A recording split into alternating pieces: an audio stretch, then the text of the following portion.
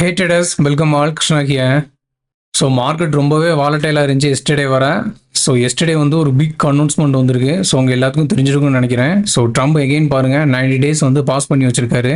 So இது வந்து மார்க்கெட்டுக்கு கொஞ்சம் பாசிட்டிவான நியூஸ் தான், ஓகே. ஸோ பட் இது மட்டுமே பெரிய அளவுக்கு ஹெல்ப் பண்ணாது. ஏன்னா மார்க்கெட் வந்து ஆல்ரெடி கரெக்ட் ஆகிட்டு இருக்கு, ஓகே. ஸோ நம்ம நிஃப்டி எல்லாம் நம்ம நிறைய டிஸ்கஸ் பண்ணியிருக்கோம். ஸோ யூஎஸ் மார்க்கெட் மாதிரி நம்ம மார்க்கெட் இல்லை. நம்ம மார்க்கெட் பார்த்தீங்கன்னா அக்டோபர் மந்த்லேருந்தே ஃபால் ஆக ஸ்டார்ட் பண்ணிச்சுன்னு சொல்லியிருந்தேன். ஸோ அதுக்கப்புறம் ஒரு புல் பேக் குடிச்சு எகெயின் நம்ம வந்து ஷார்ட் ரைடுமே ஃபைன் பண்ணோம், கரெக்டாக. ஸோ எகெயின் பாருங்கள், ட்ரம்போட அனௌன்ஸ்மெண்ட்டுக்கு அப்புறமா மார்க்கெட் அதிகப்படியாக செல் ஆஃப் ஆச்சு. ஸோ யூஎஸ் மார்க்கெட்லாம் பார்த்தீங்கன்னா கண்டினியூஸ் செல்லிங் ப்ரெஷர்லாம். ஸோ மோஸ்ட் ஆஃப் த இன்வெஸ்டர்ஸ்லாம் பார்த்தீங்கன்னா அதிகப்படியாக மணியை வந்து லூஸ் பண்ணிட்டாங்க. ஸோ கவர்மெண்ட் வந்து எகெயின் எந்த ஸ்டெப்ஸுமே எடுக்கலை அப்படின்னா கண்டிப்பாக யூஎஸ் மார்க்கெட் இனிமேல் செல் ஆஃப் ஆகி போகிறதுக்கு சான்சஸ் ரொம்பவே அதிகம். பட் அவங்களுக்கே தெரிஞ்சிருக்கு நம்ம கண்டிப்பாக இதை வந்து கண்ட்ரோல் பண்ணி தான் ஆகணும்னு. ஸோ அதனால தான் இந்த மாதிரி அனௌன்ஸ்மெண்ட் எஸ்டர்டே ட்ரம்ப் அனௌன்ஸ் பண்ணியிருக்காரு. ஸோ என்ன சொல்கிறது, உண்மையிலே வேறு விதமாக இருந்துச்சு அவங்களோட மேனிப்புலேஷன் எல்லாமே. ஸோ ஒன்றும் ப்ராப்ளம் கிடையாது. ஸ்டாக் மார்க்கெட் இப்படி தான், ஏதாவது நியூஸ் ஃப்ளோ வருது அப்படின்னா அதுக்கு ரியாக்ட் ஆகிறதுலாம் நார்மல் தான். ஸோ கோவிட்க்கு முன்னாடி ட்ரம்ப் பிரசிடெண்ட்டாக இருக்கும்போது பார்த்தீங்கன்னா அப்போ எல்லாம் எகெயின் நார்த் கொரியா கூட அவங்களுக்கு பயங்கரமான ஃபைட்லாம் போயிட்டு இருந்துச்சு, ஓகேயா. ஸோ அப்போயும் ட்வீட் போட்டுகிட்டே இருப்பார். ஸோ நெக்ஸ்ட் டே பார்த்தீங்கன்னா மார்க்கெட் பயங்கரமாக கீழே விழும். அதுக்கப்புறம் பார்த்தீங்கன்னா மறுபடியும் அப் சைடில் மூவ்மெண்ட் கொடுத்துட்ருக்கோம். ஸோ இது எல்லாமே நார்மல் தான், ஓகேயா.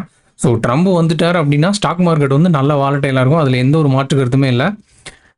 இந்த நான் மெசேஜ் போஸ்ட் பண்ணியிருக்கேன் பாருங்கள், your technical analysis not match against my tweets, okay. So அவர் வந்து எப்போ பிரசிடெண்ட்டாக எலெக்ட் ஆனாரோ அப்போயே இந்த மெசேஜை நான் வந்து போஸ்ட் பண்ணியிருந்தேன். ஸோ இப்போ உங்களுக்கு தெளிவாக புரிஞ்சுக்கணும்னு நினைக்கிறேன் எதனால இந்த மெசேஜை நம்ம போஸ்ட் பண்ணணும், ஓகே. ஸோ நாளைக்கு எந்த மாதிரியான ஆப்பர்ச்சுனிட்டிலாம் நமக்கு இருக்குது அண்ட் கம்மிங் டேஸில் நம்மளோட ட்ரேட் செட்டப் எப்படி நம்ம வந்து ஃபைன் பண்ணலாம் அப்படிங்கிறத பற்றி டீட்டெயிலாக டிஸ்கஸ் பண்ணிடுவோம்.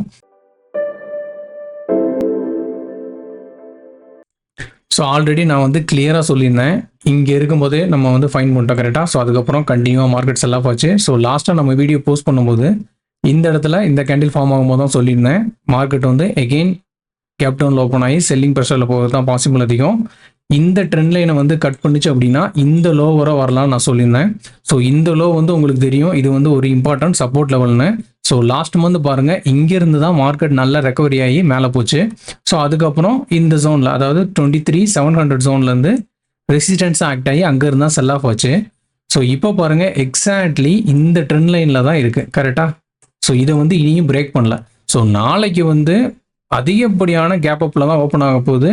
மேபி இந்த ஜோனில் வரலாம், கரெக்ட். 23,000 இல்லை 23,000க்கு மேலே கூட வரலாம். பட் எடுத்தோடனே அவ்வளோ பெரிய கேப் அப்பில் போய் நம்ம பை பண்ணோம் அப்படின்னா கண்டிப்பாக நம்ம மாட்டிக்குவோம், ஓகே. ஏன் அப்படின்னா ப்ரீமியம் எல்லாம் அதிகப்படியான ரேட்டில் இருக்கும். ஸோ அந்த அதிகப்படியான ப்ரீமியத்தில் போய் நம்ம பை பண்ணோம் அப்படின்னா கண்டிப்பாக நமக்கு வந்து ரிஸ்க் மேனேஜ்மெண்ட் வந்து கரெக்டாக நம்ம ஃபாலோ பண்ண முடியாது. மேபி சம்டைம் மார்க்கெட் கொஞ்சம் டவுன் சைடு கொடுத்தா கூட அந்த ப்ரீமியம்லாம் பயங்கரமாக குறைஞ்சிரும். ஸோ அதிகமாக நம்ம லாஸ் புக் பண்ணுறது கூட நேரிடும். ஸோ அதனால நான் நாளைக்கு என்ன பிளான் பண்ண போகிறேன் அப்படின்னா, மார்க்கெட் என்ன தான் கேப் அப் ஆகி கண்டினியூ மேலே போனாலும் நான் வெயிட் பண்ணுவேன், ஓகே. ஸோ இன்ட்ராடே பொசிஷனுக்கு கண்டிப்பாக நான் வெயிட் பண்ணுவேன். ஒரு டிக்ளைன் கொடுத்துச்சுன்னா மட்டும்தான் நான் வந்து பை பண்ணுவேன், okay. So after gap up open ஆகி நாளைக்கு மார்க்கெட் எப்படி அதுக்கப்புறம் மூவ் கொடுக்குறதுங்க தான் நமக்கு மேட்டர். ஸோ ஃபர்தராக அவர் 90 டேஸ் பாஸ் பண்ணியிருக்கனால, ஸோ இந்த லெவலுமே வந்து ஸ்ட்ராங் சப்போர்ட் ஆக்ட் ஆகுறதுனால மேபி இந்த ஜோனை வந்து பிரேக் பண்ணுறதுக்கான பாசிபிலிட்டிஸ் அதிகம் இருக்குது, ஓகே. ஸோ வெயிட் பண்ணி பார்ப்போம். பட் இந்த லெவலில் பிரேக் பண்ணிச்சு அப்படின்னா கண்டிப்பாக கொஞ்சம் மூவ் கொடுக்கறதுக்கான பாசிபிள் அதிகம். இந்த லெவல் வர போகலாம், ஓகே. ஸோ நம்ம வெயிட் பண்ணி பார்க்கலாம். ஸோ ஆல்ரெடி நான் சொன்ன மாதிரி தான் நாளைக்கு வந்து பை ஆன் டிக்ளைன் தான் ஸ்ட்ராட்டஜி, ஓகே. ஸோ அதில் தான் நான் வந்து ஃபாலோ பண்ண போகிறேன்.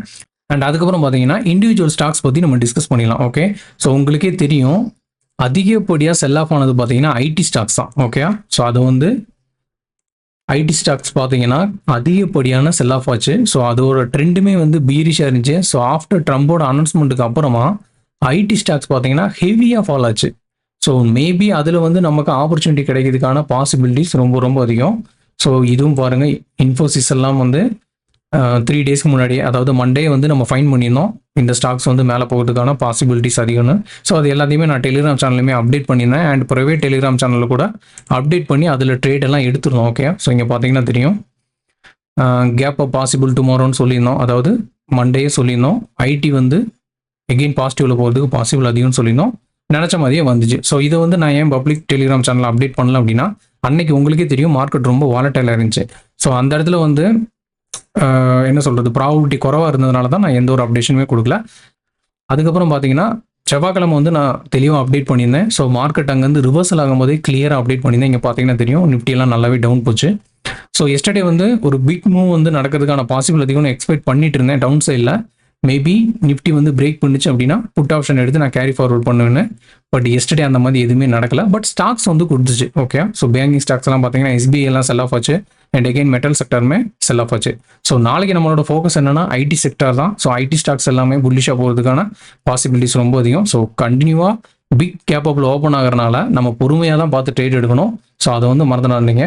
அதே மாதிரி பார்த்தீங்கன்னா மெட்டல் ஸ்டாக்ஸுமே நீங்கள் வந்து பார்த்துக்கலாம். ஸோ இது எல்லாமே அதிகப்படியான செல் ஆஃப் ஆச்சு. வேதாந்தாவாக இருக்கட்டும், ஹிந்தால்கோவாக இருக்கட்டும், அதே மாதிரி ஃபார்மா கம்பெனியும் நீங்கள் வந்து பார்த்துக்கலாம்.